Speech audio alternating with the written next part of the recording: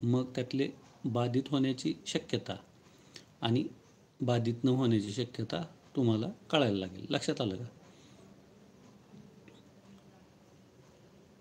त्याच्या पुढं जाऊन काय, मग हे झालं समजा त्या ह्याच्याबद्दल.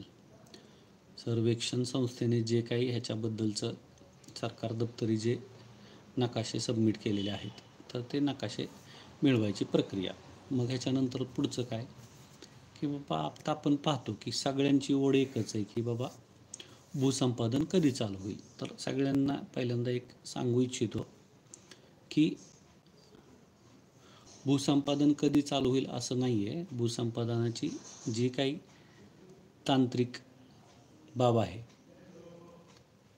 की काय म्हणू शकता तुम्ही त्याला, संविधानिक, तर अगदी संकेतस्थळावरती राजपत्र अपलोड होण्यापासून गेल्या वर्षी ती सुरू झालेली आहे आणि टप्प्याटप्प्याने गेल्या वर्षी कोल्हापूर असेल, सांगली असेल, सोलापूर असेल आणि ह्या वर्षी नांदेड आणि परभणी असेल, तर ह्या जिल्ह्यांमध्ये ती स्थानिक वृत्तपत्रांमध्ये प्रसिद्धीद्वारे आणि त्यावरती 21 दिवसांच्या आत हरकतीद्वारे पूर्ण झालेली आहे आणि काही ठिकाणी ती चालू आहे. ठीक आहे.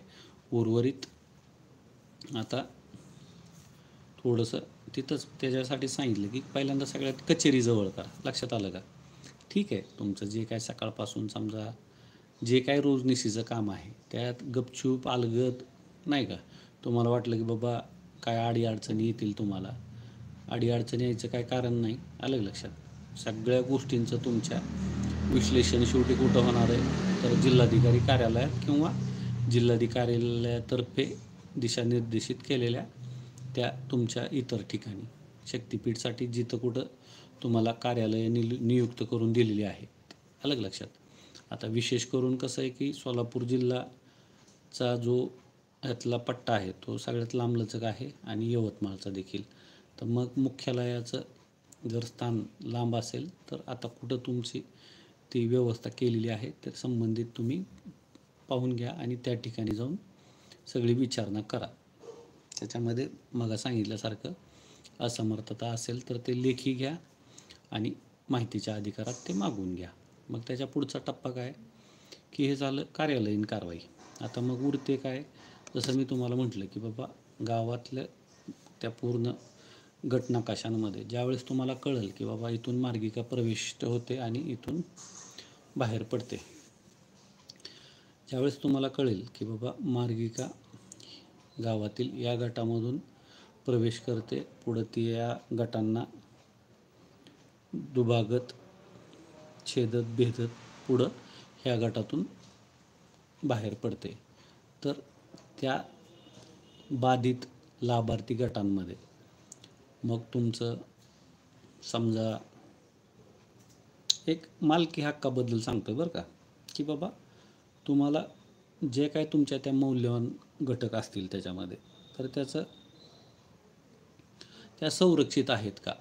म्हणजे जसं आपण म्हणतो की आपण ह्याच्यासाठी पीक विमा उतरवतो, तर तसं तुमचं जे काय मौल्यवान घटक आहेत की ज्याचं मूल्यांकनामध्ये अत्यंत महत्त्वाचं स्थान असणार आहे, तर त्या सर्व घटकांचा अनावधानाने काही नुकसान झालं तर त्याला विम्याचं संरक्षण आहे का. लक्षात आलं का? समजा कोण म्हणाल सागवानाची झाडं आहेत माझी, कोण म्हणाल माझी डाळिंबाची झाडं आहेत, कोण म्हणाल माझी द्राक्षाची झाडं आहेत, बाग आहे, जे काय आहे. लक्षात आलं का? तुम्हाला ज्यावेळेस वाटेल की बाबा ह्या ज्या गोष्टी आहेत ह्यांचं नुकसान भरपाई आदेशामध्ये मूल्यांकनाच्या बाबतीत अत्यंत अनन्यसाधारण महत्त्व असणार आहे, तर त्या सर्व गोष्टी विमा संरक्षित आहेत का हे सर्वात पहिल्यांदा पाहून घ्या. जर असतील तर ठीक आहे, नसतील तर पुढं तुमची इच्छा की तिला सरकारच्या ताब्यात देण्या अगोदर जर काय घातपात झाला आणि त्या नष्ट झाल्या तर तुमचं ते जे काही मौल्यवान गोष्टी आहेत तिथं त्या विमा संरक्षित असणं हे अत्यंत महत्त्वाचं आहे.